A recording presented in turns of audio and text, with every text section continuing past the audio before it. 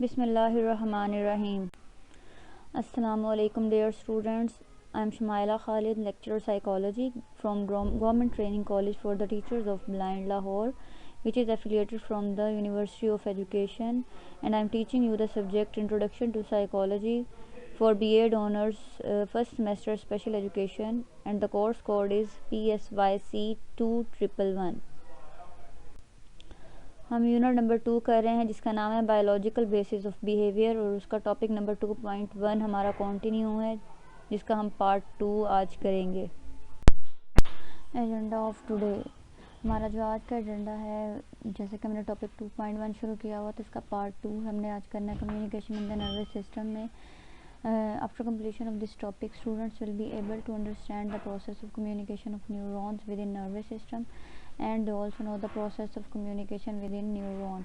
तो basically communication between और within neuron होता है। तो विदिन न्यूरॉन हमने यहाँ पे आज पढ़ना है कि एक न्यूरॉन के अंदर कम्युनिकेशन का प्रोसेस किस तरह से कंप्लीट होता है। बेसिकली जो हम इस टॉपिक में आज के लेक्चर में जो हम डिस्कस करेंगे वो है कम्युनिकेशन विदिन ए न्यूरॉन। एक होती है कम्युनिकेशन बिटवीन न्यूरॉन, एक होती है communication with in A neuron. जब हम नर्वस सिस्टम की कम्युनिकेशन की बात करते हैं कि डिफरेंट न्यूरॉन्स नर्वस सिस्टम को किस तरह से मैसेजेस कन्वे करते हैं, तो सबसे पहले हम बात करते हैं communication with in A neuron, फिर हम बात करते हैं कम्युनिकेशन बिटवीन न्यूरॉन। तो communication with in A neuron ये है कि एक न्यूरॉन के अंदर किस तरह से मैसेज ट्रांसफ़र हो रहा होता है, आगे कन्वे करता है एक न्यूरॉन, किस तरह मैसेज न्यूरॉन के जो हमने 4 स्ट्रक्चरल पार्ट्स पढ़े थे जिसमें हमने सोमा, डेंड्राइट्स, एक्सॉन और टर्मिनल बटन पढ़ा था। तो इनमें से मैसेज कैसे गुजर के आगे जाता है, तो ये जो गुजरने का अमल है इसको हम कहते हैं communication with in A neuron. और कम्युनिकेशन बिटवीन न्यूरॉन ये है कि एक न्यूरॉन से दूसरे न्यूरॉन तक मैसेज का कन्वे होना, मतलब एक न्यूरॉन दूसरे न्यूरॉन को मैसेज कैसे सेंड करता है और दूसरे न्यूरॉन पे किस तरह से चेंजिंग्स अकर होती हैं, वो है बिटवीन न्यूरॉन। तो आज अभी हम communication with in A neuron के एक न्यूरॉन के अंदर मैसेज के कन्वे होने का जो तरीका है या ज़रिया है वो हम पढ़ेंगे। इसके लिए सबसे पहले ज़रूरी है कि हम कुछ बेसिक कॉन्सेप्ट्स को समझ लें।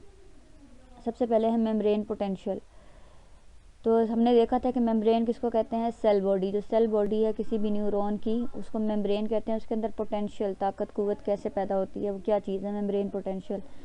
The electrical charge across a cell membrane, the difference in electrical potential inside and outside the cell.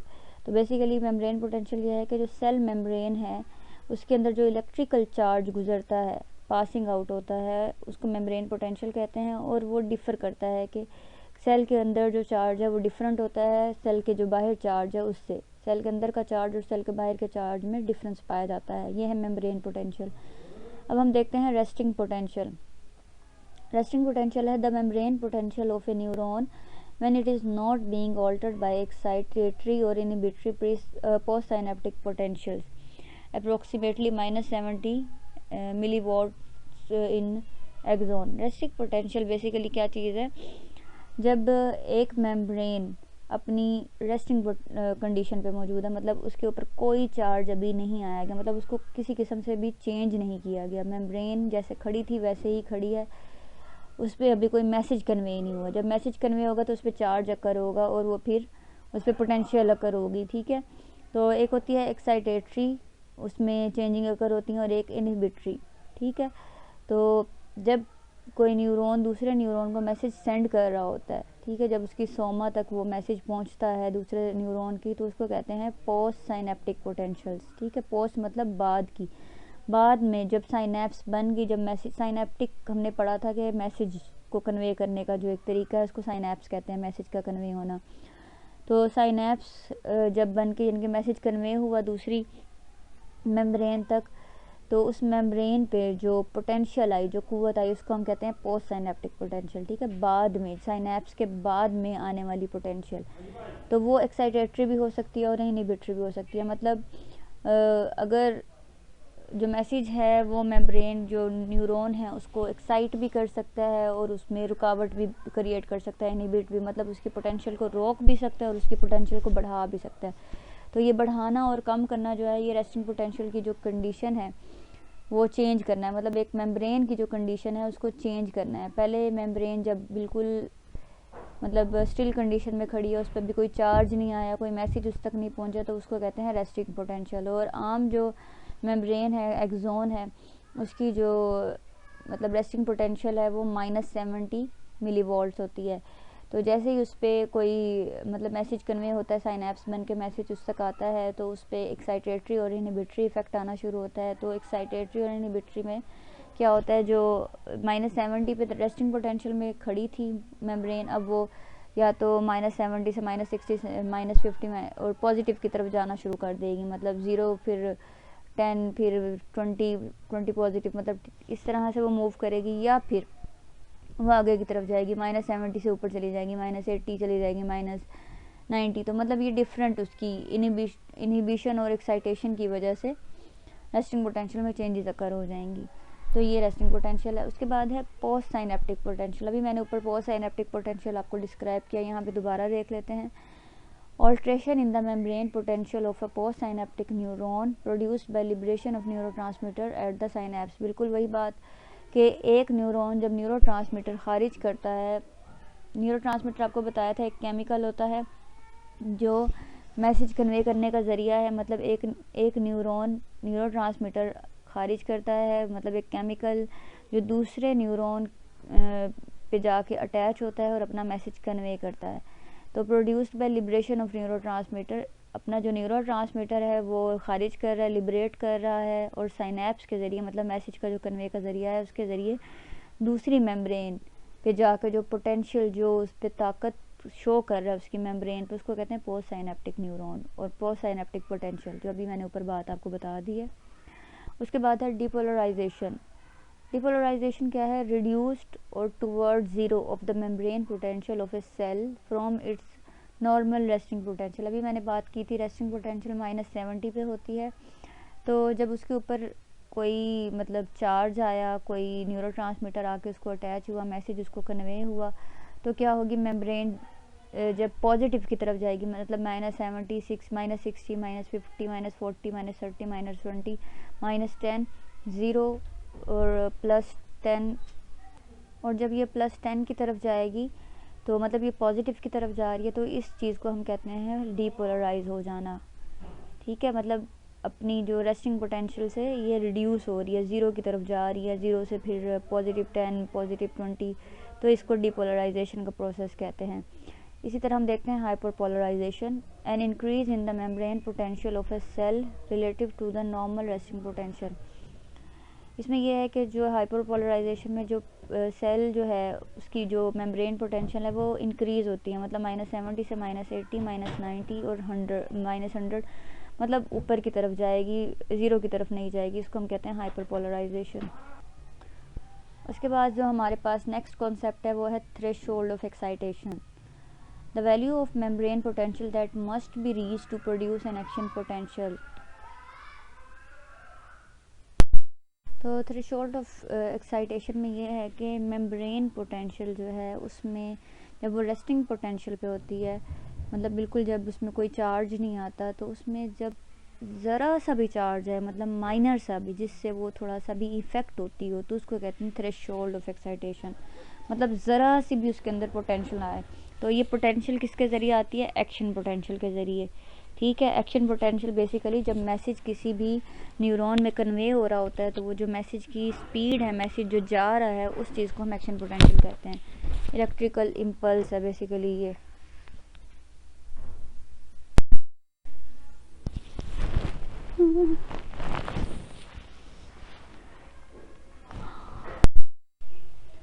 Communication with in neuron. First of all हम इसमें देखते हैं कि न्यूरल कम्युनिकेशन कैसे होती है, कि एक न्यूरॉन के अंदर किस तरह से कम्युनिकेशन का प्रोसेस कंप्लीट होता है, या न्यूरल कम्युनिकेशन ओवरऑल कैसे होती है। A simply assembly of 3 neurons and a muscle that control a withdrawal effect.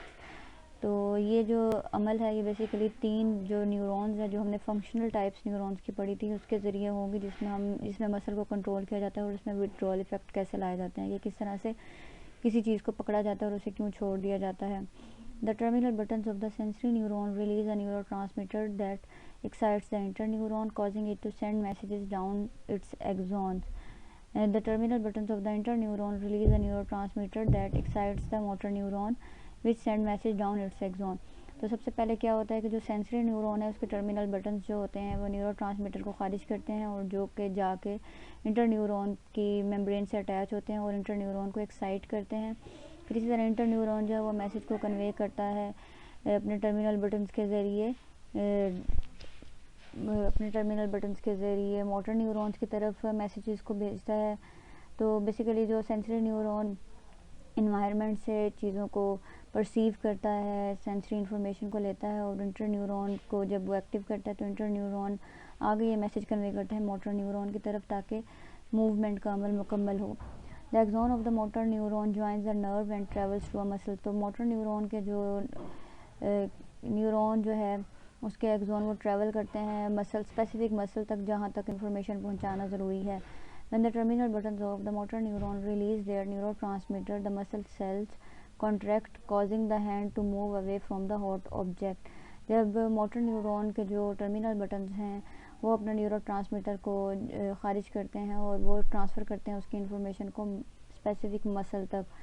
तो मसल जो है वो कॉन्ट्रैक्ट होता है, उसमें मूवमेंट पैदा होती है और उसे पता चलता है कि मुझे क्या करना है, कि वो चीज़ मुझे पकड़नी है या वो मुझे चीज़ छोड़ देनी है। जैसे कि अगर कोई हॉट ऑब्जेक्ट है तो हम जैसे ही उसे पकड़ेंगे तो हमें मैसेज कन्वे होगा कि इट्स टू मच हॉट, इसे छोड़ दिया जाए वरना हाथ जल जाएगा, तो फौरी तौर पे उसको विड्रॉ कर दिया जाता है। तो ये तमाम अमल न्यूरल कम्युनिकेशन के ज़रिए होता है जिसमें सेंसरी न्यूरॉन, इंटर न्यूरॉन और मोटर न्यूरॉन तीनों शामिल होते हैं। अब हम देखते हैं कम्युनिकेशन विद इन न्यूरॉन में the membrane potential balance of two forces. तो मेम्ब्रेन पोटेंशियल जैसे कि हमने देखा था कि मेम्ब्रेन में जब कोई इलेक्ट्रिकल चार्ज आता है तो उसमें पोटेंशियल क्रिएट होती है, तो वो किस तरह से बैलेंस करती है फोर्सेस को। उसके लिए दो फोर्सेस मौजूद हैं कि जो चीज़ों को आने और ले जाने में काम कर रही होती हैं, जिसमें in membrane here is an electric charge which is the result of a balance of between two opposing forces. दो अपोजिट फोर्सेस मौजूद हैं जिसके ज़रिए वो जो चार्ज है उसको बैलेंस करती है मेम्ब्रेन। सबसे पहले हम इसमें नंबर 1 पे डिफ्यूजन और नंबर 2 पे है इलेक्ट्रोस्टैटिक प्रेशर। तो सबसे पहले हम देखते हैं the force of diffusion. Diffusion क्या है? Movement of molecules from regions of high concentration to regions of low concentration. तो डिफ्यूजन ये है कि जब मॉलिक्यूल्स किसी चीज़ के मौजूद, अगर किसी हाई मतलब किसी ऐसी जगह पे मौजूद है मॉलिक्यूल्स जो बहुत हाई कंसंट्रेशन के साथ है, मतलब उनकी जो वहाँ पे ज़्यादती मौजूद है, तो वो क्या होगा कि वो डिस्ट्रीब्यूट हो जाएंगे और वो उस जगह पे अपने आप को डिस्ट्रीब्यूट करेंगे जहाँ पे उनकी कंसंट्रेशन कम है। जैसे फॉर एग्जांपल अगर हम किसी पानी के गिलास में चीनी को डालते हैं तो चीनी की जो कंसंट्रेशन है वो ऑब्वियसली पानी के जो नीचे वाले हिस्से में वो ज़्यादा होगी, तो वो कुछ टाइम बाद जब कुछ टाइम गुजरेगा तो आहिस्ता आहिस्ता जो कंसंट्रेशन है वो नीचे ज़्यादा थी वो और ऊपर कम थी चीनी की, तो वो क्या होगी, वो डिस्ट्रीब्यूट होना शुरू हो जाएगी। जैसे वक्त गुजरता चला जाएगा तो वो नीचे से ऊपर की तरफ हल होना शुरू हो जाएगी चीनी और बैलेंस हो जाएगा, मतलब ऊपर और नीचे जो चीनी की मिकदार है वो बराबर हो जाएगी पानी के गिलास में। तो ये है फोर्स ऑफ डिफ्यूजन, अपनी जो मिकदार को बराबर करना, हाई कंसंट्रेशन से लो कंसंट्रेशन की तरफ जाना मॉलिक्यूल्स का। The force of electrostatic pressure. अब इलेक्ट्रोस्टैटिक प्रेशर क्या है? The attractive force between atomic particles charge with opposite signs और the repulsive force between atomic particles charge with the same sign. तो basically ये अट्रैक्टिव फोर्स है जिसमें जो atom है उसके जो पार्टिकल्स हैं उनमें मुख्तलिफ़ किस्म का चार्ज मौजूद होता है, जैसे कि माइनस और प्लस का जो चार्ज है, प्लस और नेगेटिव का जो चार्ज होता है। तो जो अपोजिट चार्ज है वो क्या होगा, वो एक दूसरे को अटैच करेंगे, अट्रैक्ट होंगे। तो अपोजिट साइंस और the repulsive force between atomic particles charge with the same sign. तो इसमें बेसिकली आपने ये देखना है कि जो सेम चार्ज वाले पार्टिकल्स होंगे वो एक दूसरे को रिपेल करेंगे, मतलब एक दूसरे को एक दूसरे से हटाएंगे, ठीक है। Ion, a charged molecule is called ion. Ions are of two basic types. Ions क्या होते हैं? ये इनके ऊपर चार्ज मौजूद होता है, ये चार्ज्ड मॉलिक्यूल्स होते हैं जिस पे पॉजिटिव या नेगेटिव चार्ज मौजूद होता है। तो ions are of two basic types. Ions की दो टाइप्स हैं, एक है कटायंस और एक है अनायन। कटायंस से क्या मुराद है? They have a positive charge, for example sodium potassium. Sodium पे भी पॉजिटिव चार्ज और पोटेशियम पे भी, तो ये कटायंस कहलाएंगे। और इसी तरह अनायन जो है they have a negative charge, for example chloride. Particles with the same kind of charge repel each other like cations repel cations and anion repel anions। तो अभी जो हमने पीछे बात की थी कि जो सेम चार्ज रखते हैं, जो सेम चार्ज रखते होंगे आयंस, जैसे कि पॉजिटिव जो है वो एक दूसरे को रिपेल करेगा और नेगेटिव एक दूसरे को रिपेल करेगा, जबकि जो अदर चार्ज होगा जैसे पॉजिटिव और नेगेटिव एक दूसरे को अट्रैक्ट करेंगे। तो ये है force of electrostatic pressure. Ions in the extra cellular and intra cellular fluid. तो जो एक मेम्ब्रेन है उसमें इंट्रा सेलुलर और एक्स्ट्रा सेलुलर दो पार्ट्स होते हैं। इंट्रा सेलुलर मतलब मेम्ब्रेन का अंदर वाला पार्ट, और जो एक्स्ट्रा सेलुलर है वो है मेम्ब्रेन का बैरूनी part. Inside of cell is positively charge and outside of cell is negatively charge. तो जो मेम्ब्रेन की इन साइड है, अंदरूनी साइड है, वो पॉजिटिवली चार्ज होती है और उसकी बैरूनी साइड जो है वो नेगेटिवली चार्ज होती है। Organic अनायन A minus is highly concentrated in the cell and cannot leave the cell। इसी तरह ऑर्गेनिक अनायन मतलब A माइनस जो है वो, ये वाला जो अनायन है ये हमेशा ये नेगेटिव चार्ज रखता है और ये सेल के अंदर मौजूद होता है और ये उस जगह को नहीं छोड़ सकता, वो वहीं पे रहता है। और पोटेशियम जो कि K+ है is also in inside of the cell, but C1 minus and N positive is highly concentrated in the outside of the cell। जो पोटेशियम है वो भी सेल के अंदर मौजूद होता है, जबकि जो क्लोराइड और सोडियम है वो सेल के बाहर मौजूद होते हैं और ये तीनों मूव कर सकते हैं अंदर और बाहर की तरफ। लेकिन जो इनकी कंसंट्रेशन है वो जैसे पोटेशियम की अंदर की तरफ ज़्यादा है और क्लोराइड और क्या नाम है इसकी सोडियम की बाहर की तरफ ज़्यादा कंसंट्रेशन है।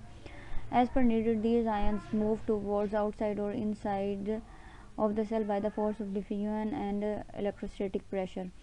तो ये जो आयंस हैं वो मूव करते रहते हैं जैसे जहाँ ज़रूरत होती है। अगर for example inside of the cell जो है वो, जैसा कि अभी हमने देखा इनसाइड ऑफ द सेल जो है वो पॉजिटिवली चार्ज होती है, अगर उसमें पॉजिटिव चार्ज ज़्यादा आ जाए तो उसमें कुछ ना कुछ नेगेटिव चार्ज की ज़रूरत होती है। तो ये इलेक्ट्रोस्टैटिक प्रेशर और जो डिफ्यूजन की फोर्स है उसके ज़रिए जो नेगेटिव चार्ज थोड़ा सा अंदर भेजा जाएगा ताकि पॉजिटिव चार्ज को बैलेंस पर लाया जाए। इसी तरह अगर बाहर जो है वो नेगेटिव चार्ज ज़्यादा हो जाता है तो उसको बैलेंस रखने के लिए पॉजिटिव चार्ज ज़्यादा बाहर भेजा जाएगा। तो इस तरह से ये जो है इसका बैलेंस हो जाता है और ये जो सारा अमल है ये डिफ्यूजन और इलेक्ट्रोस्टैटिक प्रेशर के ज़रिए मुकम्मल होता है। अब हम देखते हैं इस प्रोसेस को एक्शन पोटेंशियल के ज़रिए कि मेम्ब्रेन में एक्शन पोटेंशियल किस तरह से अकर होती है। सबसे पहले हम देखते हैं, अभी हमने मेम्ब्रेन के बारे में पढ़ा कि अंदर नेगेटिवली चार्ज होता है और बाहर पॉजिटिवली चार्ज होता है। तो अगर अंदर नेगेटिव चार्ज है और अगर वहाँ पे पॉजिटिव चार्ज ज़्यादा हो जाए, अंदर जो नेगेटिव चार्ज है वो -70 से +40 मिली वोल्ट तक जा सकता है। अंदर -70 मिली वोल्ट चार्ज होता है और जैसे ही अंदर पॉजिटिव मतलब चार्ज आने लगता है, मतलब जब हम मेम्ब्रेन को एक्साइट करते हैं, मेम्ब्रेन को कोई न्यूरोट्रांसमीटर आके अटैच होता है और अंदर पॉजिटिव चार्ज होना शुरू हो जाता है। मतलब अगर पॉजिटिव चार्ज अंदर की तरफ होना शुरू होगा तो इसका मतलब है उसे हम कहेंगे एक्साइटेशन होगी, एक्साइटेशन, और उसको डिपोलराइजेशन कहेंगे। एक्साइटेशन थ्रेशोल्ड ऑफ एक्साइटेशन अंदर रखकर हुई है प्लस डिपोलराइजेशन, मतलब जो मेम्ब्रेन है वो पॉजिटिव की तरफ जाने लगी है अब -70 से पॉजिटिव, और ये मैक्सिमम पॉजिटिव +40 तक जा सकती है। तो जैसे ही ये +40 को क्रॉस करने लगेगी तो वहाँ पे जो है वो चैनल जो है इसके आयंस चैनल बने हुए होते हैं मेम्ब्रेन के ऊपर, तो वो चैनल्स बंद हो जाएंगे कि मज़ीद इसमें अब और चार्ज नहीं अक्कर हो सकता। अब हमने इसको मेम्ब्रेन को नॉर्मल भी होना होता है, तो वो नॉर्मल कैसे होगी, अब इसके अंदर जो मौजूद है ज़्यादा पॉजिटिव चार्ज वो बाहर निकलना शुरू होगा। वो कैसे बाहर निकलना शुरू होगा, इस ग्राफ की सूरत में हम देखते हैं। थ्रेशोल्ड ऑफ एक्साइटेशन अक्कर हुई, अंदर पॉजिटिव चार्ज अक्कर हो गया। तो सबसे पहले क्या हुआ, सोडियम चैनल खुल गया, जो कि सोडियम चैनल जब खुलेगा तो अंदर से जो है जो सोडियम है वो बाहर की तरफ निकलना शुरू हो जाएगी। Sodium channels open, sodium begins to enter. पहले क्या हुआ, सोडियम चैनल खुला और सोडियम जो है वो अंदर आना शुरू हुई। सबसे पहले ये हुआ थ्रेशोल्ड ऑफ एक्साइटेशन की वजह से वो अंदर आना शुरू हुई। और जो पोटेशियम चैनल था दूसरे पॉइंट पे क्या हुआ जी, पोटेशियम चैनल ओपन हुआ और पोटेशियम जो है वो बाहर की तरफ, सेल से बाहर की तरफ जाना शुरू हो गई। तो जब सोडियम अंदर आना शुरू हुई तो क्या हुआ जी, अंदर जो नेगेटिव चार्ज था वो पॉजिटिव में कन्वर्ट होने लगा, बहुत ज़्यादा पॉजिटिव चार्ज अब अंदर हो गया।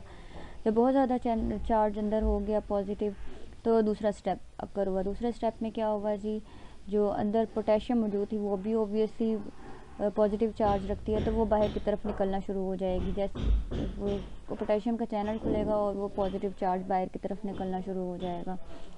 और नंबर 3 पे क्या होगा जी, sodium channel become refractory, no more sodium enter cell. Number 3 पे क्या होगा, अब अंदर पॉजिटिव चार्ज इतना हो चुका है कि अब सोडियम चैनल वहाँ पे बंद हो जाएगा, अब मज़ीद सोडियम अंदर नहीं आ सकती, मतलब मज़ीद पॉजिटिव चार्ज अंदर नहीं आ सकता, क्योंकि अब मेम्ब्रेन अंदर से पॉजिटिव चार्ज बाहर निकालना चाह रही है ताकि वो वापस अपनी नॉर्मल कंडीशन पे आए, जो कि उसकी नॉर्मल कंडीशन है -70। फिर हम नंबर 4 पे देखेंगे पैराग्राफ जो है इसका नंबर 4 ये है कि जो नंबर 4 पे होगा कि जो पोटेशियम है वो मुसलसल सेल से मेम्ब्रेन से बाहर निकलती रहेगी जब तक कि वो अपनी रेस्टिंग पोटेंशियल पे ना आ जाए, तो वो पोटेशियम मुसलसल बाहर की तरफ जाती रहेगी और अब मज़ीद सोडियम भी अंदर नहीं आ सकती, तो बस अब पॉजिटिव चार्ज बाहर की तरफ निकल रहा है। अब नंबर 5 पे है जी, पोटेशियम चैनल क्लोज हो जाएंगे और जो सोडियम चैनल है वो रीसेट हो जाएंगे, मतलब वो वापस से रीसेट हो जाएंगे। अब वो ना अंदर आएगी ना बाहर जाएगी सोडियम, और जो पोटेशियम है वो भी क्लोज हो जाएगी, मतलब अब जो हमारी मेम्ब्रेन है वो वापस -70 मिली वोल्ट पे आ चुकी है, तो अब वो वापस नॉर्मल कंडीशन पे हो चुकी है।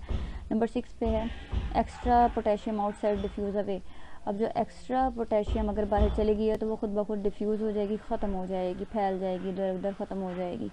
तो ये सारा प्रोसीजर एक्शन पोटेंशियल के ज़रिए हो रहा होता है और ये एक ही मेम्ब्रेन के अंदर हो रहा है, और ये सारा प्रोसीजर थ्रेशोल्ड ऑफ एक्साइटेशन का है जो हमने अभी बात की, डिपोलराइजेशन, और ये तमाम काम होगा डिफ्यूजन और इलेक्ट्रोस्टैटिक प्रेशर के ज़रिए। ये तमाम बात हम पिछले पैराग्राफ के ज़रिए इसको डिस्कस कर चुके हैं, तो अब इसमें हम वैसे ये 2 पॉइंट्स और देख लेते हैं। वोल्टेज डिपेंडेंट आयन चैनल क्या होता है? An ion channel that open और closes according to the value of the membrane potential, मतलब मेम्ब्रेन पोटेंशियल की ज़रूरत के मुताबिक जो आयन चैनल खुलेगा, जैसे सोडियम का आयन चैनल खुला तो वो voltage dependent ion channel sodium का है, और अगर क्या नाम है पोटेशियम का आयन चैनल खुलेगा तो उसे voltage dependent ion channel potassium कहा जाएगा। तो ये अकॉर्डिंग टू नीड ओपन होता है, मेम्ब्रेन की पोटेंशियल की नीड के according. All or none law, all or none law क्या है? The principle that once an action potential is triggered in an axon it is propagated without decrement to the end of the fibre. Basically overall ये जो कह रहे हैं all or none law होता है कि जब एक दफ़ा एक्शन पोटेंशियल अकर होती है या तो वो मुकम्मल तौर पे अकर होगी, ऑल मुकम्मल तौर पे अकर होगी, नन लॉ मतलब या तो बिल्कुल ही अक्कर नहीं होगी, या तो मुकम्मल अक्कर होगी एक्शन पोटेंशियल, या बिल्कुल ही नहीं होगी। एक्शन पोटेंशियल कभी टूट टूट के अक्कर नहीं होती, या तो वो अपनी एक स्पीड जो है उसकी वो बरकरार रहती है, वो मुकम्मल तौर पे अक्कर होती है या बिल्कुल अक्कर नहीं होती। तो ऑल और नन लॉ ये है। अब हम अपनी इस लेक्चर को कंक्लूड कर लेते हैं। It is concluded that for the communication of messages in the brain here is neural communication. Here is ion channel exists on the membrane of the cell which allows the specific ion to come inside, which means specific message come inside of the neuron. The neural communication go through the action potential which is occurred in a neuron. This communication is also called communication within a neuron. तो basically जो communication है वो communication के जो messages हैं वो neural communication के ज़रिए ब्रेन तक पहुंचते हैं, और हर मेम्ब्रेन के ऊपर कुछ आयन चैनल्स मौजूद होते हैं जिसके ज़रिए जो आयन्स हैं पॉजिटिव चार्ज और नेगेटिव चार्ज के साथ होते हैं। अब मेम्ब्रेन के अंदर नेगेटिव चार्ज है और मेम्ब्रेन के बाहर पॉजिटिव चार्ज है, तो अकॉर्डिंग टू मैसेज अगर नेगेटिव मैसेज आना है तो मेम्ब्रेन के अंदर नेगेटिव चार्ज जाएगा, नेगेटिव चार्ज के जो आयन्स हैं वो एंटर हो जाएंगे। अगर कोई पॉजिटिव मैसेज है तो वो पॉजिटिव चार्ज वाले आयन्स मेम्ब्रेन के अंदर एंटर हो जाएंगे। फॉर एग्जांपल नेगेटिव मैसेजेस क्या हो सकते हैं, जैसे अगर विड्रॉल, जैसे अभी हमने पीछे हॉट ऑब्जेक्ट की एग्जांपल देखी थी कि अगर किसी आपने हॉट ऑब्जेक्ट को पकड़ लिया तो फौरी तौर पे क्या होगा, नेगेटिव आयन्स अंदर जाना शुरू हो जाएंगे कि इस चीज़ को छोड़ दिया जाए। तो मेम्ब्रेन जो है वो फौरी तौर पे ज़्यादा नेगेटिव चार्ज हो जाएगा और वो उसको प्रोपेल करेगी चीज़ को छोड़ने की तरफ। नेगेटिव प्रोपेल करता है, हमने ये पहले ही पढ़ा था। अब इसी तरह अगर पॉजिटिव चार्ज अंदर चला जाता है मेम्ब्रेन के तो नेगेटिव और पॉजिटिव अट्रैक्ट होता है, तो क्या होगा, हम उस चीज़ को पकड़े रखेंगे, छोड़ेंगे नहीं, ये पॉजिटिव चार्ज है। तो जब पॉजिटिव चार्ज ज़्यादा हो जाएगा अंदर तो उसको वापस जब हमारा काम मुकम्मल हो गया तो अब हमने उस मेम्ब्रेन को नॉर्मल भी करना है, तो मुसलसल हम कोई काम करते तो नहीं रहेंगे ना, तो हम अपनी जब हम रेस्टिंग पोटेंशियल वो काम मुकम्मल करके छोड़ चुके तो अब मेम्ब्रेन क्या होगी, वो वापस नॉर्मल हो जाएगी और जो आयंस हैं वो ज़्यादा अगर पॉजिटिव अंदर मौजूद हैं वो बाहर की तरफ निकल जाएंगे। तो ये सारा प्रोसीजर जो है ये बेसिकली विद इन न्यूरॉन, एक न्यूरॉन के अंदर अक्कर हो रहा होता है और ये सारा काम एक्शन पोटेंशियल के ज़रिए होता है। तो ये बेसिकली आज के जो हमने लेक्चर में विद इन न्यूरॉन को डिस्कस किया और होपफुली आपको ये तमाम चीज़ें समझ आ गई होंगी। Okay students, thank you so much.